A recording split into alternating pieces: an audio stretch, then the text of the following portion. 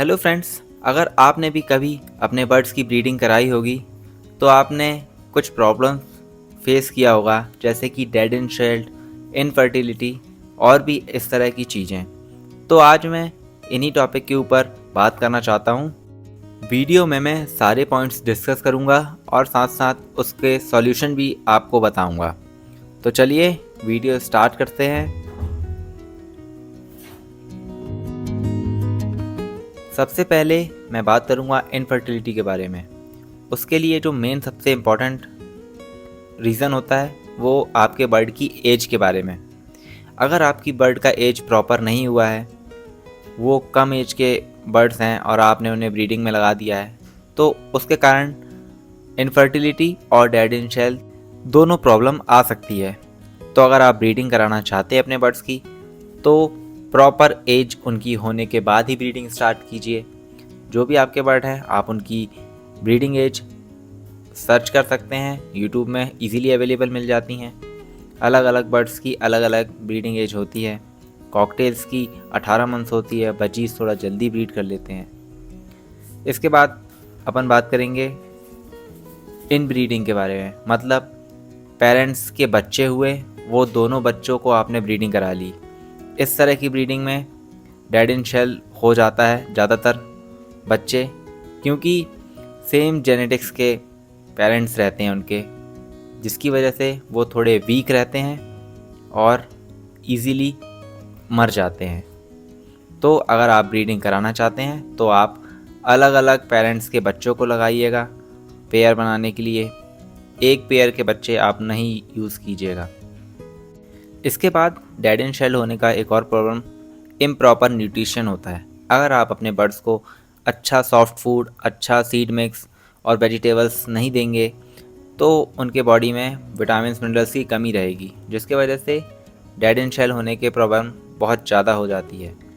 तो अगर आप ब्रीडिंग कराना चाहते हैं तो आप उन्हें सही एज होने तक अच्छे से फीडिंग कराएं और सारी मल्टीविटामिन्स और न्यूट्रिशन आप उनको देने का ट्राई कीजिएगा, जिससे कि वो जब ब्रीड करें तो अच्छे एग्स दें और अच्छे चिक्स उनसे आएं। इसके बाद डेड इन शेल होने का एक और प्रॉब्लम होता है ह्यूमिडिटी। अगर टेम्परेचर बहुत ज़्यादा है तो बहुत ड्राई हो जाएंगे एग्स, जिसकी वजह से वो डेड इन शेल हो सकते हैं। और अगर मॉइस्चर बहुत ज़्यादा है आपके रूम में तो भी बर्ड्स डेड इन शेल हो जाते हैं। इसका सॉल्यूशन बर्ड जो पेरेंट्स होते हैं वो खुद ही निकाल लेते हैं। बस आपको उन्हें पानी का बाउल देना है, फीमेल खुद ही जाके गीला करेगी अपने आप को और वो एग्स के ऊपर बैठेगी, जिसके कारण से प्रॉपर ह्यूमिडिटी मेंटेन रखेगी फीमेल खुद ही। आपको अलग से कुछ नहीं करना पड़ेगा, बस आपको उसे नहाने का एक बाउल देना है जिसमें वो नहा सके और अपने आप को गीला करके एग्स के ऊपर जा सके। और ठंड में अगर आप ब्रीडिंग करा रहे हैं तो आप ह्यूमिडिफायर लगा सकते हैं अपने केज के पास में। बहुत ही सस्ता मिल जाता है ऑनलाइन, आप चेक कर सकते हैं, उसे आप यूज़ कर सकते हैं अपने केज के पास। वो ह्यूमिडिटी मेंटेन करके आपके एग्स को अच्छा रखने में हेल्प करेगा। इसके बाद अगर आपने अच्छा नेस्ट बॉक्स यूज़ नहीं किया है या फिर बहुत बड़ा नेस्ट बॉक्स यूज़ कर लिया है या छोटा नेस्ट बॉक्स यूज़ कर लिया है, उसके कारण से एग्स अच्छे से इंक्यूबेट नहीं हो पाते हैं प्रॉपरली और वो हैच नहीं हो पाते हैं अच्छे से। तो अगर आप चाहते हैं कि आपके बर्ड्स अच्छे से हैच हों और डेड इन शेल होने का प्रॉब्लम कम हो जाए, तो आप एक सही साइज़ का नेस्ट बॉक्स यूज़ कर सकते हैं अपने बर्ड्स के हिसाब से। नेस्ट बॉक्स के अंदर एक कॉनकेव सरफेस होना चाहिए जहाँ पे सारे बर्ड के एग्स कलेक्ट रहें, इधर उधर मूव ना हो पाए। अगर फ्लैट रहेगा पूरा बॉटम तो नए अंडे इधर उधर फैलते रहेंगे, जिसकी वजह से अच्छे से हैच नहीं कर पाएगी फीमेल उन्हें। अगर आपका नेस्ट बॉक्स अच्छे से क्लीन नहीं है या उसमें कीड़े हैं, आप उसे अच्छे से क्लीनिंग नहीं करते हैं, तो भी आपके एग्स ख़राब होने के चांसेस बहुत बढ़ जाते हैं, क्योंकि गंदगी रहने की वजह से उसमें बैक्टीरिया और वायरस डेवलप हो जाते हैं जो कि आपके एग्स को ख़राब कर सकते हैं आसानी से।